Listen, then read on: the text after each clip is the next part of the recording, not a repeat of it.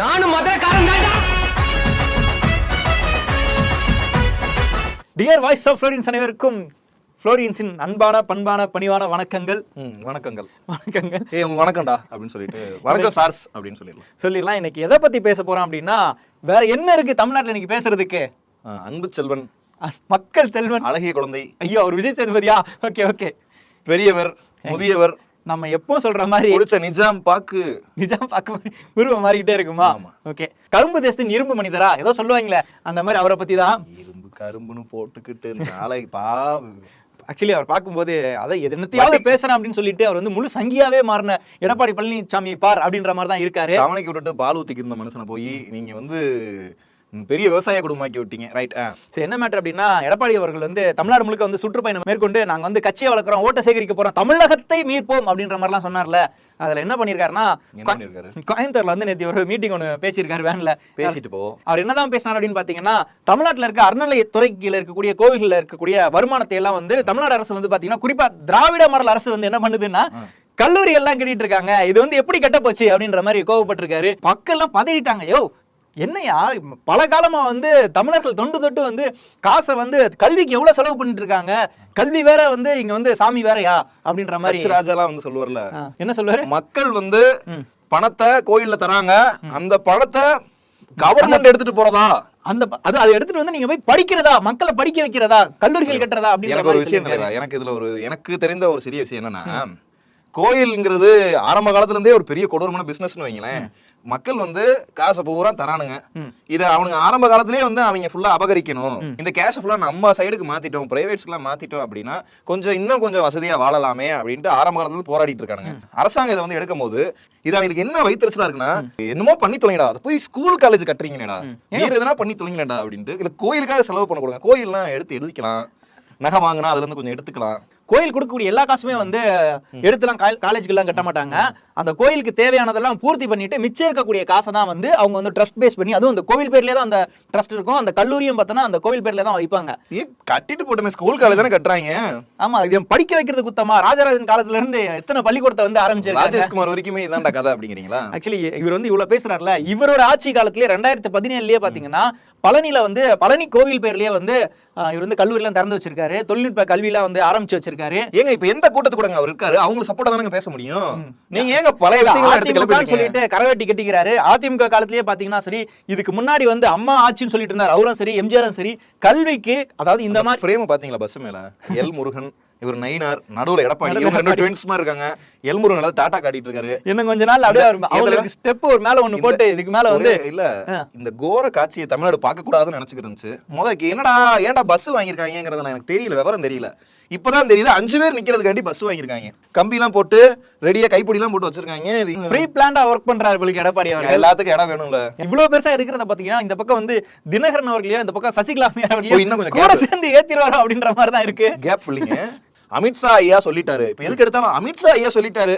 மாண்புமிகு மத்திய உள்துறை அமைச்சர் அவர்கள் கூறிய பிறகு அதற்கு அடுத்தாற்போல் யார் பேசினாலும் அது சரியல்ல என்பதுதான் என்னுடைய கருத்து. நாங்க அவர் சொல்றதான் கேட்போம். அமித்ஷா ஐயா தான் எங்களுக்கு வந்து நான் தான் தலைவர்னு சொல்லிட்டாரு. அப்ப நீ தலைவர்னு அமித்ஷா தான் சொல்லிருக்காரு, புரியுதா? நியூஸ் கார்டு போட்டுருக்கேன் தெளிவா. அமித்ஷா ஐயா நான் தான் வந்து சிஎம் வேட் பண்ணாரு, வந்துட்டு போனார்ல. அப்ப வந்து இவர்கிட்ட காதுல வந்து நீ தான் எங்க தலைவர் அப்படின்னு சொல்லிட்டு போயிருக்காரு. இல்ல எவ்வளவு ஒரு கேவலமான விஷயம். தான் தலைவர்னு தான் அறிவிக்கல, யாரோ ஒருத்தர் அறிவிச்சதுக்கு அப்புறமா தான் இவருக்கே தெரிய வருது இவர் தலைவர்னு அடுத்த ஆள் சொல்லி புரியுற அளவுக்கு அந்த கட்சி நடந்துகிட்டு இருக்கு. இதுக்கு கீழே தலைமை கீழே இருக்காங்க. அங்க மதுரையில பாத்தீங்கன்னா செல்லூர் ராஜு பூரா வச்சு விரட்டிக்கிட்டு இருக்காரு.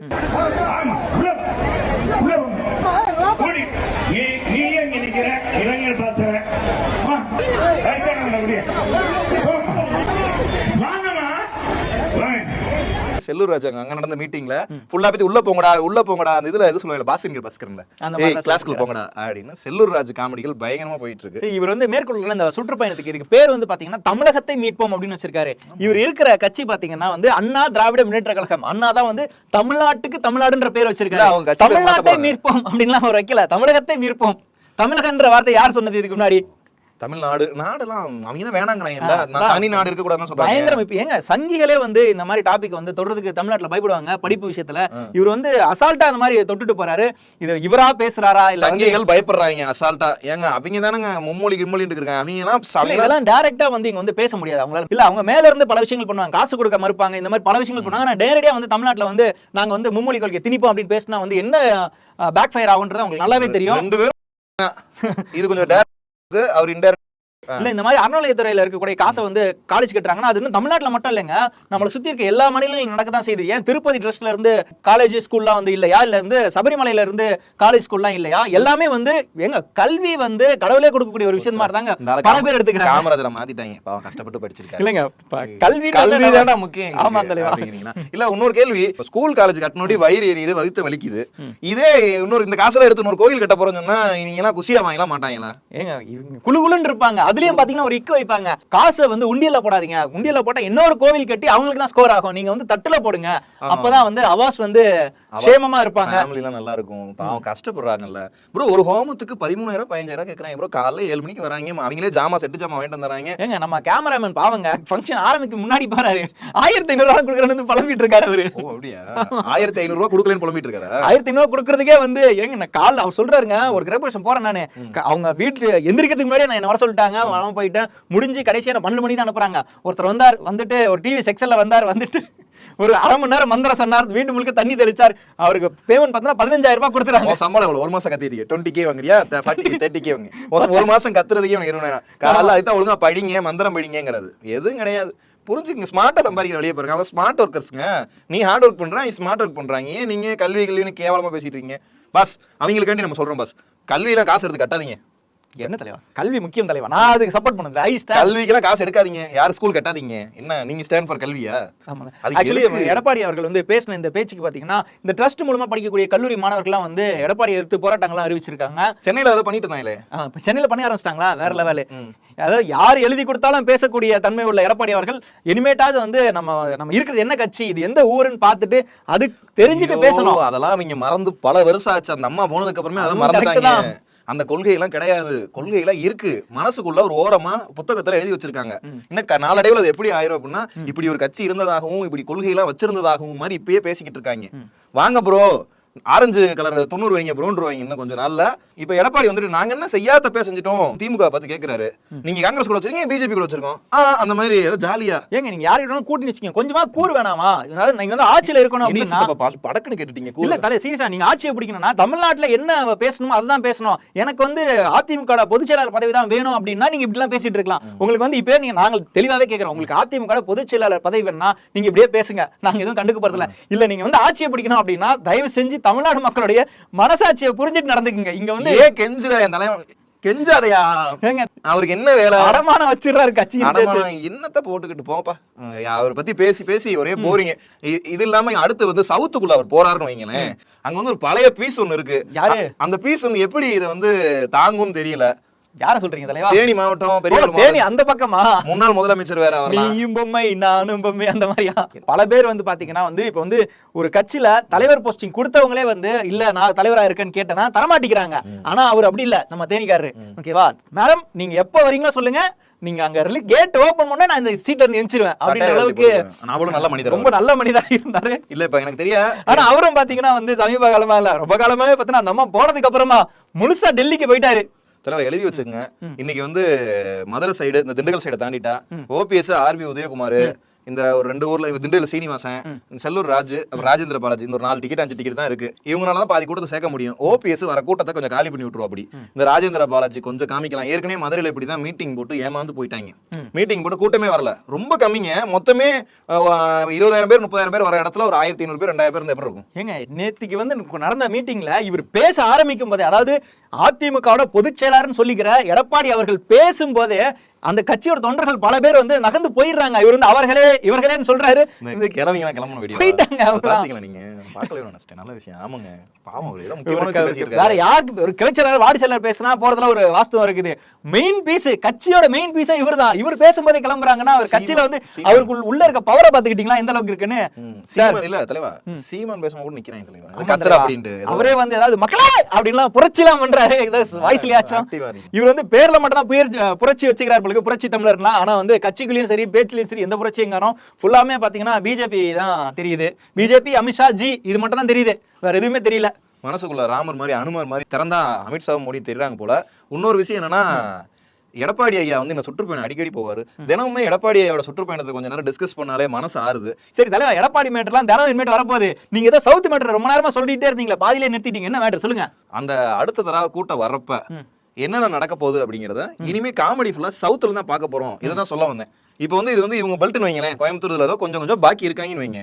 சவுத்துக்குள்ள வரும்போது இவங்களுடைய காமெடிகள் கோயம்புத்தூர் பெல்ட்லயே இவங்களால கூட்டம் சேர்க்க முடியல. எழுதி வச்சுங்க, சவுத்துக்குள்ள வரப்போ நமக்கு நிறைய கண்டென்ட் கிடைக்கும். இதான் சொல்ல வந்தது.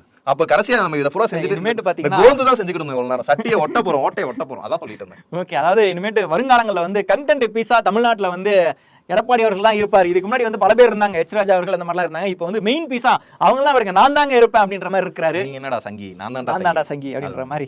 இவர் வந்து பேசுறதை பார்த்தா நான் என்னமோ நிஜமாலுமே வேற ஏதோ பிஜேபில இருந்தா யாரோ பேசுறாங்க அப்படின்னு நினைச்சு பார்த்தா இவர் பார்த்தா பல்ல கட்டு நான் தாங்க பேசுறேன்றாரு. நீ இவ்வளவு சங்கடப்படுத்த கூடாது அவரை போட்டு. ஏன்னா இப்படி பேசுறீங்க? இல்லங்க, கல்வியில எப்படிங்க பேசியிருக்கலாம்?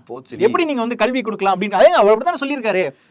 கடவுள் காசு எடுத்து கல்வி கொடுக்கலாமா அப்படின்ற மாதிரி சொல்றேன். ஏங்க 1000 அன்னச்சத்திரம் கட்டுறதை விடவும் ஒரு தனி ஒரு மனிதனுக்கு கல்வி கொடுக்கிறது எவ்வளவு சிறந்தது தெரியுமா? கல்விலாம் தர முடியாது போங்க. சரி, இந்த பாமக மேட்டர் டக்குன்னு முடிங்க தலைவா, போர் அடிக்குது தலைவா. பாமகல வந்து நேத்திக்கு ஒரு செயற்குழு அந்த பக்கம் நடத்துனாங்க, போட்டி செயற்குழு. இந்த பக்கம் இன்னொருத்தர் நடத்திட்டு இருக்காரு. என்ன நடக்குதுன்னு ஒண்ணுமே புரியல. அப்பா போட்டினா கொடலா போட்டி இந்த காமெடி எல்லாம் போட சொல்லி வெளியே இருந்து எழுதி கொடுத்து விட்டுருங்க. 4 காமெடி கொடுத்து விட்டுருங்க. அது டிசைனர் ஒருத்தர்கிட்ட நீங்க பேசிட்டு இருந்தீங்க, கால்ல விழுந்துச்சு. சரி, என்னன்னு கேளுங்க. என்ன மேட்டர் போட்டி செயற்குழு என்ன நடந்திருக்கு? மகன் வந்து அதான் பனையூரோ டீனரோ எங்கேயும் நடத்திருக்காங்க ஒரு மீட்டிங். பனையூர் தான் நினைக்கிறேன். கரெக்டா? ஆமா, பனையூர்ல ஆபீஸ் இருக்கு, நம்பர் நோட் பண்ணிக்கங்க அப்படின்னு சொல்லி பேசுறாரு. அவங்க சொல்றதெல்லாம் செல்லாது அப்படின்னு சொல்லிட்டு இப்படி சொல்லவும், காலையில அப்பா வந்து அந்த பையன் சொல்றது, அந்த பையன் எனக்கு பையனே கிடையாது, நான் வந்து செஞ்ச 3 தப்புல ஒன்னு பெத்தது, ஒன்னு டாக்டர் படிக்க வச்சது, ஒன்னு கட்சியில சேர்த்தது அப்படிங்கிற மாதிரி சொல்லி விட்டு அமைச்சர் அந்த பையனை ஏதோ பண்ணி ஆயிட்டா. அப்படி சரி, இதெல்லாம் நான் பண்ண தப்பா எடுத்துக்கிறேன் அப்படின்னு சொல்லிட்டு இப்படி நடந்துகிட்டு இருக்க ஒரு 5 பேர் காலைல பெட்ரோல் கேனோட தீ குளிக்க முயற்சி தைலாபுரம் வாசல. ஆமாங்க, என்னங்க புரியல. காலைல சரக்கு போட்டிருப்பானுங்க, வந்துட்டு ஐயா ஏன் அப்படி பண்றீங்க, மப்புல வந்து கொளுத்திக்கிறதுக்கு நீங்க 2 பேரும் ஒண்ணு சரியில்லைன்னா நமக்கு நாரும் அப்படின்னு சொல்லி கொளுத்திக்கிறதுக்கு முடிவு பண்ணிட்டாங்க. ஆனா எதுக்குண்ணே?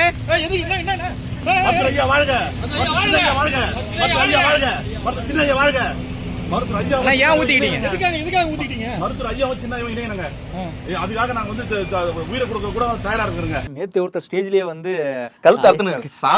சொல்றாரு, என்ன கட்சி நடத்துறாங்களா என்ன ஏதுன்னு ஒண்ணுமே பாருங்க. இன்னமும் அந்த கூட்டத்தை நம்பிக்கிட்டு இருக்கு பாருங்க. என்னுடைய கழுத்தை அறுத்துக்கு சாவ நான் தயாராக இருக்கிறேன் என்பதை சொல்லி, என்றைக்கு என்னுடைய தலைவர் என் உயிர் உள்ளவரை, என் மகன் உள்ளவரை, என் குடும்பம் இருக்க வரை மருத்துவர் ஐயா அவர்களை நீங்கள் மட்டுமே என்பதை சொல்லி, அதான் அப்பா மகனின் சண்டை அழகாக தொடர்கிறது. சரி, அவங்க கட்சி நடத்துறாங்க, ஓகே. தொண்டர்கள் எல்லாம் வந்து தயவு செஞ்சு வேலைக்கு போயிட்டு படிக்கிற வேலையை பாருங்க. படிப்போம் கொஞ்சம் படிப்போம். சரி, நார்த்ல ஒரு நல்ல நியூஸ் கார்டு ஒன்று பார்த்தேன். கல்யாணம் பிடிக்காதவங்க எல்லாம் வந்து 300 ரூபால இருந்து 5000 வரைக்கும் டிக்கெட் ஆனதுக்கு கல்யாண ஃபங்க்ஷன் மாதிரி இருக்குமா. தண்ணி வரும்னா கல்யாண ஃபங்க்ஷன் பண்ணி பார்ட்டி பண்ணிட்டு நம்ம போய் கல்யாணம் பண்ணிக்கலாமா? இல்ல தண்ணி போட்டு ஜாலியா இருக்கலாம். கல்யாண நிகழ்ச்சி மாதிரி நடக்குமா? அது பார்ட்டி நம்ம எப்படி சொல்றது, பப்பு மாதிரி கல்யாண செட்டப்லயே பார்ட்டி நடக்குமா. ஒரு யாரோ ஒரு கல்யாணத்துக்கு போற மாதிரி. அங்க போய் நம்ம கிஃப்ட்லாம் இல்ல, அங்க போனா நம்மளே கிஃப்ட் தான் கூட்டு வருவாங்க, நம்மளே திரும்ப கிஃப்ட் மாதிரி தான் வருவோம். ஓகே, என்ட்ரி ஃபீஸ் அந்த மாதிரி ஏதாச்சும். சரி, ஓகே தலைவா, இதோட நம்ம வந்து கடையை சத்திக்கலாம். வீடியோ பார்த்தாங்களா? வீடியோ பிடிச்சா லைக் பண்ணுங்க, கமெண்ட் பண்ணுங்க, ஷேர் பண்ணுங்க, மறக்காம வாய்ஸ் ஆஃப் ஃப்ரெண்ட்ஸ்க்கு சப்ஸ்கிரைப் பண்ணுங்க. ஓகே, அத கத்துட்டு நானும் வச்சுக்கிறேன். மறக்காம சப்ஸ்கிரைப் பண்ணுங்க. சரி, நானும் மதுரக்காரன் தான்டா.